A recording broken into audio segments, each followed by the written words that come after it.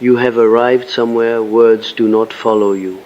You recognize this, not the silence that comes from having nothing to say, the other silence, the one that arrives after you have explained yourself for the last time and felt nothing close behind the words, something finished, not dramatically.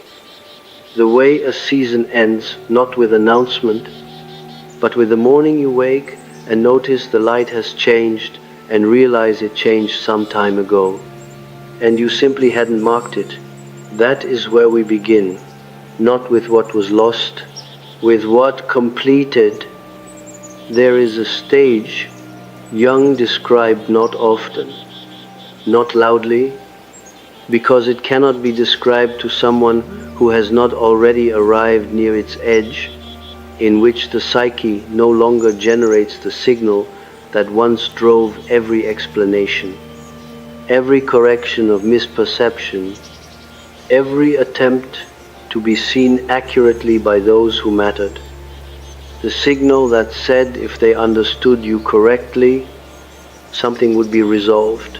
That signal goes quiet, and when it does, the person standing in its absence is not lonelier. They are not more defended. They are not numb. They are something the culture has no clean name for. Because the culture has never needed one, the culture runs on the need to be understood. It is the engine of every relationship, every performance, every careful word chosen to produce a particular impression in a particular mind. When that engine stops, not breaks, stops, you are outside. Something most people never leave. You recognize this. The mirror in the room that used to show you what others saw, you stopped checking it. Not as discipline, not as practice. It simply became irrelevant. The way you stop checking a clock in a room where time no longer matters. I want to speak to you about what Jung understood this to be, not as comfort, not as confirmation, as precision. Because what has happened inside you is a psychological event of considerable weight, and it deserves to be named with the exactness it has earned. The need to be understood is one of the psyche's most archaic demands. It is older than language, though language gave it its most elaborate instrument. In the earliest formations of the child's interior world, to be seen accurately is to exist securely. The gaze of the other does not merely register, it constitutes. You are, in part, what the reliable witness makes of you. This is not pathology. This is development. The self coheres in reflection before it can cohere alone. And for those of you whose early reflections were distorted, inconsistent, conditional, punishing, or simply absent, the hunger for accurate seeing did not diminish with adulthood. It intensified. It organized itself around the figure of whoever seemed capable, finally, of seeing correctly. In my work on the development of personality, I observed again and again that the empath, and I use this word not as it is used now, in the simplified popular sense, but as it names a particular psychological formation, a person whose perceptual field is exquisitely attuned to the emotional states of others, often at the cost of their own interior legibility. The empath carries this hunger as a structural feature, not a personal failing. The hunger was the adaptation. In an environment where survival required accurate reading of others' emotional weather, the self learned to subordinate its own signal to the task of registration, to feel others more accurately than the self, to know the room before knowing the body. What this produces across decades is a persona of extraordinary sensitivity paired with an interior that has been, in a precise sense, linguistically homeless. You could name everyone else's experience.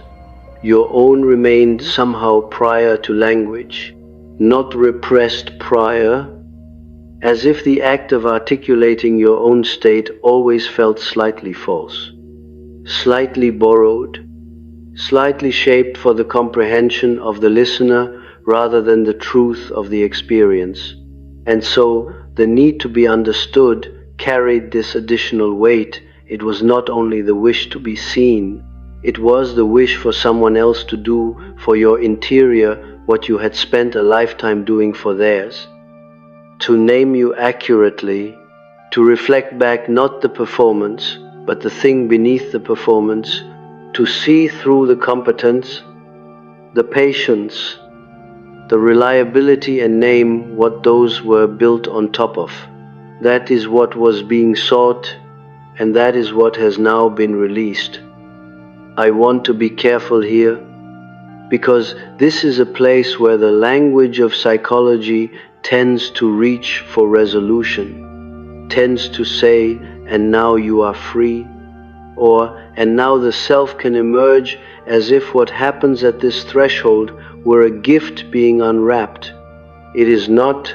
What happens is more austere than that. The need does not transform into fulfillment. It does not get answered at last by some adequate witness. It simply ceases to be the organizing principle of your relational life. The weight that was always there, the vigilance about whether you had been understood correctly, the checking, the adjusting, the trying again with better words or different framing, that weight lifts, not because something resolved, because the part of you that carried it has moved past the point where carrying it makes sense. Jung wrote of individuation as a process that does not spare the person who undergoes it. I want to hold that phrase for a moment, does not spare, because what we tend to imagine, what the culture sells as psychological growth, is a process that gives, that adds, that makes the self larger, more luminous, more capable of connection, and individuation does move in that direction, eventually, but the movement passes through losses that are not reframed as gains without falsifying them. The loss of the need to be understood is one of these. It is a real loss, something that organized your interior life for decades, a signal, a hope. An orientation has gone quiet. The silence in its place is not immediately comfortable. It is, at first, disorienting in the way that all structural changes are disorienting. You keep reaching for the thing that was there and finding air. The mirror shows nothing. You recognize this.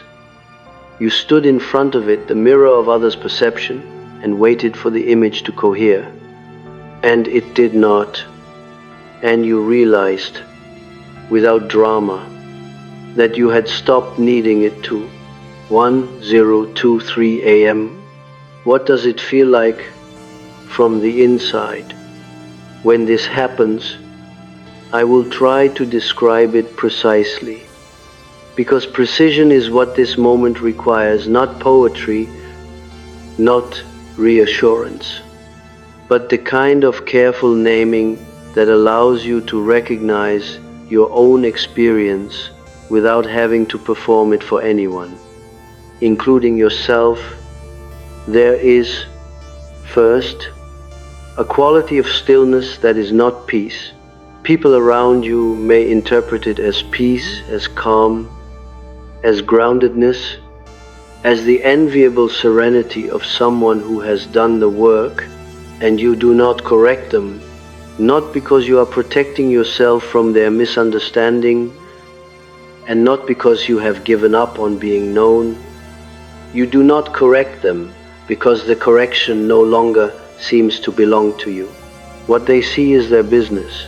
What is happening inside you is something else, and it does not require their accurate naming in order to be real.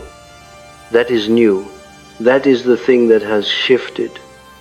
For most of your life, the gap between what others saw and what was actually occurring inside you was experienced as a problem to be solved.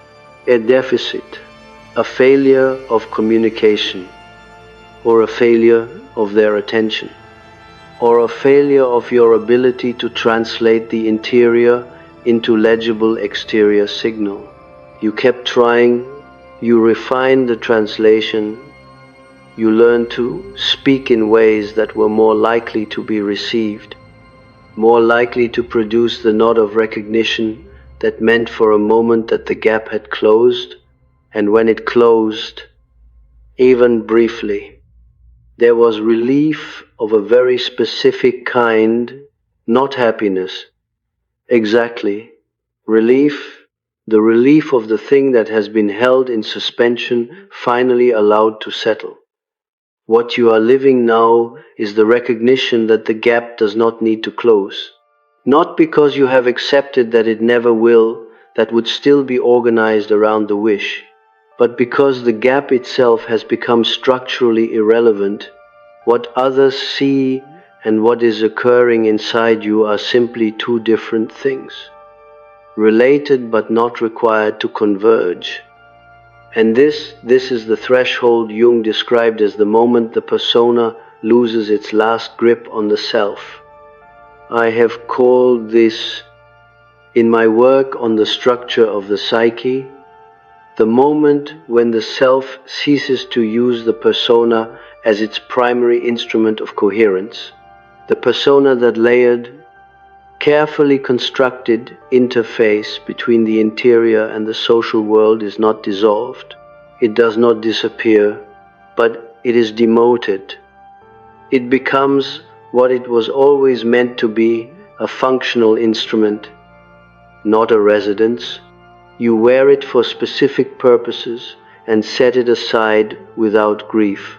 And the part of you that once monitored the persona's effectiveness watched how it landed, adjusted in real time, measured the gap between intended impression and received impression. That part goes quiet, not suppressed, retired. What replaces it is something harder to name. Jung used the word selbst, self, with a capital letter to distinguish it from the ego, the small executive self that manages daily life. The self is not a destination. It is not a state of arrival. It is the organizing center of the whole psyche, conscious and unconscious together, and its emergence as the primary coherence maker, rather than the ego's need for external validation, is what individuation, in its later stages, actually means. Not enlightenment, not peace, a different center of gravity, and the consequence of that shift is precisely what you are living. Think about what the need to be understood required of your relationships. It required that others be, in some degree, accurate, that they see past the performance to the person, that they hold complexity without flattening it, that they remain with you in the moments where you could not be easily read. These were not small requirements. You looked for people capable of meeting them. Sometimes you found someone who came close, and the relief was enormous, the relief of being, even temporarily, in the presence of a witness adequate to your interior. But even those relationships carried the weight of the need. You were, in some part of yourself, always monitoring. Are they still seeing me? Have I done something to cloud the image? Do I need to explain again? The monitoring never fully stopped. Even with the people who came closest to accurate, seeing the monitoring continued beneath the connection, because the need was structural, not situational. No single relationship, however good, could resolve it. The need was asking for something that no other person was ever positioned to give, the complete and accurate mirroring of an interior that was, by its nature, in motion, always becoming, always more than its last articulation. What Jung understood, and what takes decades to become experiential rather than merely conceptual, is that this mirroring can only ultimately come from within, not through self-reflection in the ordinary sense, not through journaling or therapy or careful introspection, but through the relationship between the ego and the unconscious, through the slow, unglamorous process of allowing what has been unknown about yourself to become known, to stop outsourcing the work of self-recognition to other people's perceptions and begin the interior conversation that has been waiting since the moment the exterior conversation became the priority. You did not choose to begin that conversation. No one does. It begins when the exterior strategy exhausts itself, when the translations have been attempted enough times, when the careful words have been chosen enough times, when the nod of recognition has been waited for enough times and the gap remains, and something in the psyche that is older and more patient than the ego registers this will not work. This has never been the right instrument for this task, and quietly, without announcement, it withdraws the investment. That withdrawal is what you have been living, not a decision, a completion. I want to speak now about what happens to the relationships around you when this shift occurs, because it does not happen in isolation. The people in your life feel it not always consciously, but in the way bodies feel a change in atmospheric pressure before the mind names it. Something in how you meet them has altered. The quality of your attention is the same, perhaps sharper. In fact, because it is no longer filtered through the monitoring, but the stake in how they respond has changed. And that change is registered, however dimly, by everyone who knew you before. Some will find it restful.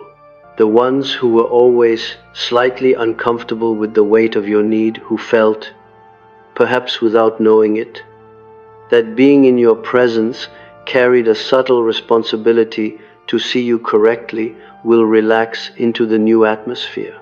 They will call it maturity. They will say you seem different, calmer, more yourself. They will not know that what they are relaxing into is the absence of a demand they never articulated. Others will find it disturbing. These are the ones whose relationship with you was organized, at least in part, around their access to your interior, not exploitatively, necessarily, though sometimes that too, but structurally. Your legibility was part of what they knew how to navigate. Your emotional transparency, your need to be seen, your willingness to explain yourself, these gave them a kind of orientation in relation to you. They knew where you stood because you told them. They knew what you needed because the need was visible. And now the need has gone quiet, and they are navigating a different landscape, and they do not have the language for what has changed. They will try various approaches. Some will ask direct questions. Are you all right? You seem distant. Is something wrong?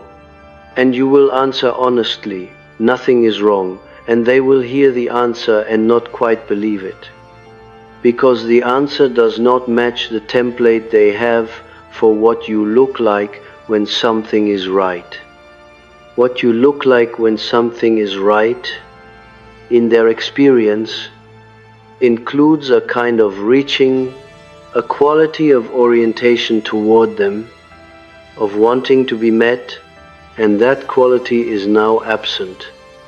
And they cannot name the absence, so they name it as distance, or coldness, or the sign of a wound not yet disclosed. The root, you begin to understand, does not explain itself to the ground it grows through. It simply moves in the direction of what it needs. And what it needs now is not legibility to others. It is depth. That is the threshold image that belongs to this stage. Not the door swinging open, not the dramatic crossing, the root moving downward, past the layer where light reaches, into the dark where the work of sustaining the whole structure is done in silence. You cannot see it from above. You cannot explain it to someone standing in the light. You can only know from the inside that it is happening, that the movement is real, that the direction is correct, that the absence of external confirmation does not mean the absence of truth. I wrote of this elsewhere, not as theory but as fact, that what the psyche seeks in the second half of life is not the expansion of the persona, but the deepening of the root. The first half is construction, the second half is integration. And integration does not look like growth from the outside. It looks often like withdrawal, like reduction, like the person becoming somehow less available, less performing, less eager to be known. From the outside, this is frequently misread as depression, or as the aftermath of disappointment, or as a kind of spiritual retreat. From the inside, it is something entirely different. It is the self arriving at its own ground. You are at your own ground. That is not a metaphor. That is a description of a psychological location that is real and that has coordinates, even if those coordinates cannot be communicated to someone who has not made the same descent. There is a particular kind of encounter that begins to happen at this stage. You will recognize it because it carries a specific texture, a quality of pressure from the outside that no longer finds purchase on the inside. Someone comes to you with a version of you that is wrong, not maliciously wrong, not always even carelessly wrong, simply inaccurate. They carry an image of you built from older data from the person you were when the need was active, when the monitoring was running, when the careful translation was your primary relational mode. They carry that image with some confidence, because for years it was reliable. You were, to them, a known quantity, sensitive, responsive, willing to adjust, eager, in the particular way that need shapes eagerness. To be understood correctly, which meant, practically, that when they offered their version of you, you engaged with it, you corrected it, or you explained it, or you accepted it provisionally while privately registering its inaccuracy. But you engaged. The image they held of you had access to you, because access was the price of the hope. Now they bring the image, and you look at it, and something very simple occurs. You do not reach for it, not coldly, not with contempt, not with the satisfaction of someone who has finally stopped caring what others think, because that framing still contains the other, still organizes itself in relation to the other's perception. What occurs is quieter than that. The image arrives and you register it as a thing that exists, their construction. their need, their story, and it does not find a hook in you, there is nowhere for it to attach. Not because you have defended against it, because the attachment point is gone. This is what I mean when I say the persona has been demoted. The persona, in its active phase, was precisely the attachment point. It was the part of you that received others' perceptions and processed them, accepted, rejected, negotiated. It was porous. By design, it had to be porous because its function was relational. Now it has become not impermeable, but simply less interested. It receives the image, it does not process it the way it once did. And the person holding the image feels this, feels that something which used to happen is not happening, and does not know what to do with the feeling.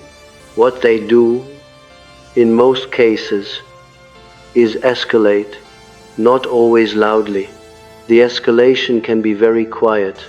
A question asked twice, in slightly different words.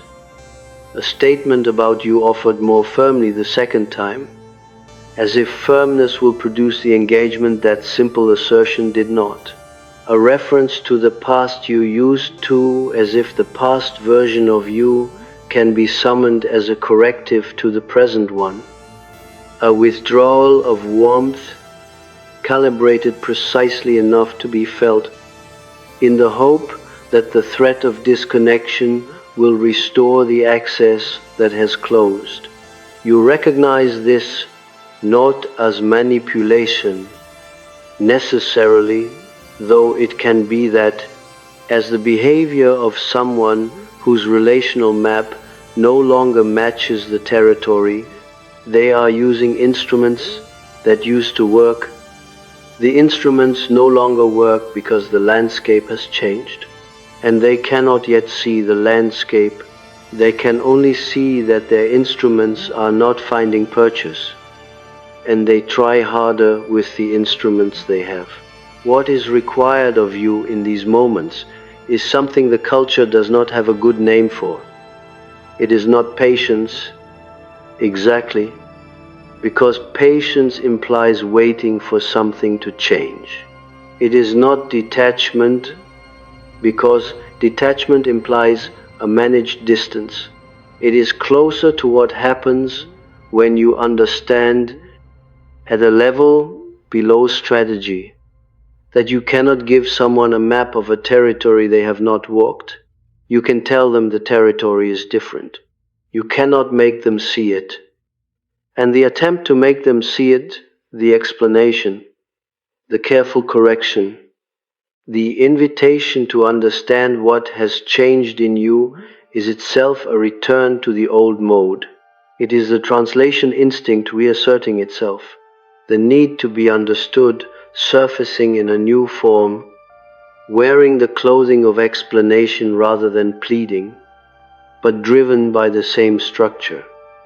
The completion of this stage means, among other things, that you have stopped making that attempt, not as a discipline, as a recognition, the recognition that being misread by someone whose image of you is outdated is not a problem you are equipped to solve for them.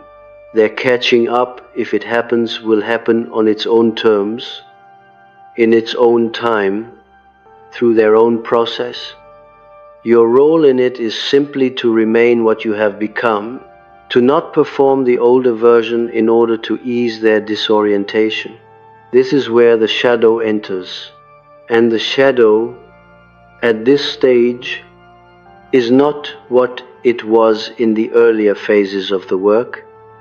Earlier, in the first encounters with shadow, which come usually in the decades when the persona is still fully invested in its construction, the shadow material is relatively easy to identify. It is the anger you do not express, the need you do not admit, the contempt you have for the demands that are placed on you, the resentment of the role you were assigned, the exhaustion with the performance of selflessness. These are shadow contents in the conventional sense disowned, projected, occasionally erupting in forms you later regret or do not recognize as your own. At this stage, the shadow is different.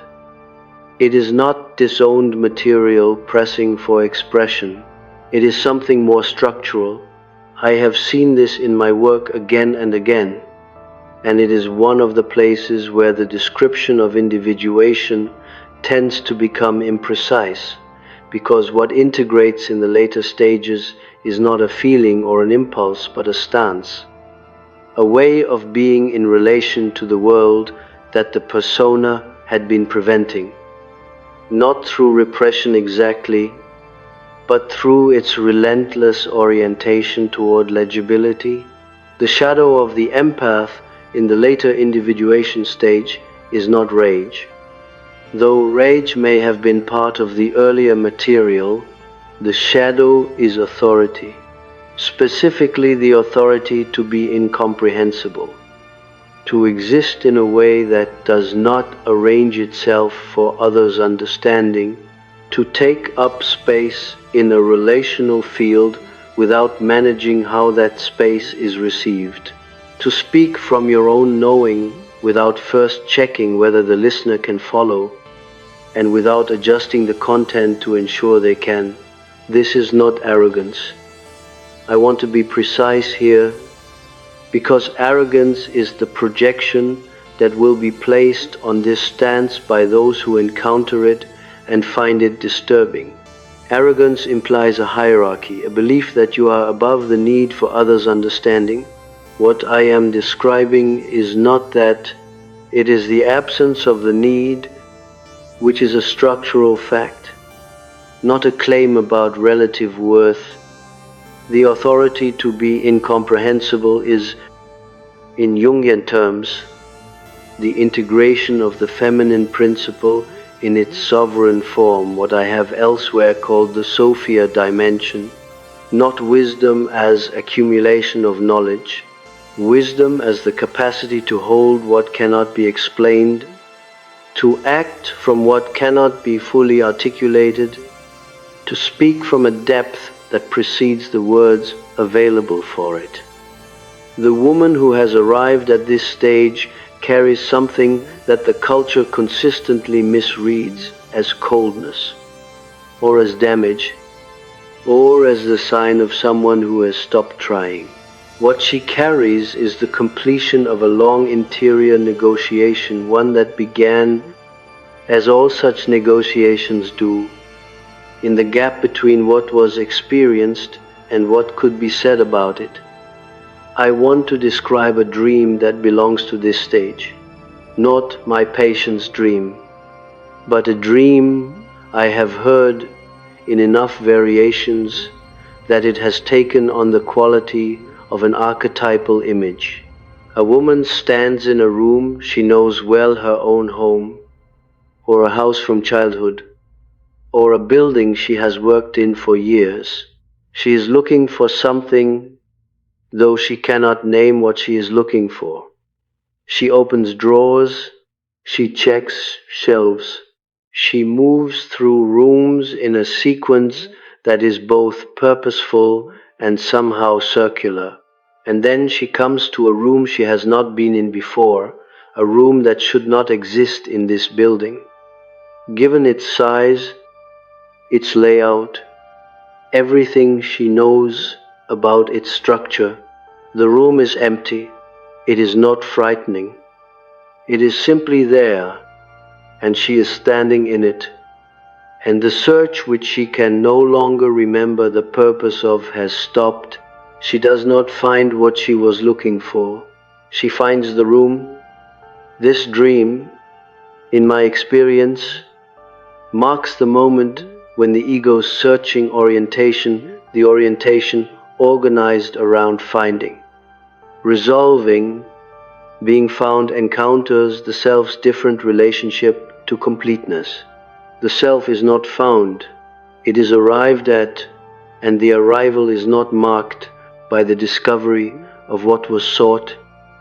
It is marked by the cessation of seeking, not as resignation, but as recognition that the room you are standing in was always the destination, and the search was the path to it, and the path has ended because you are here.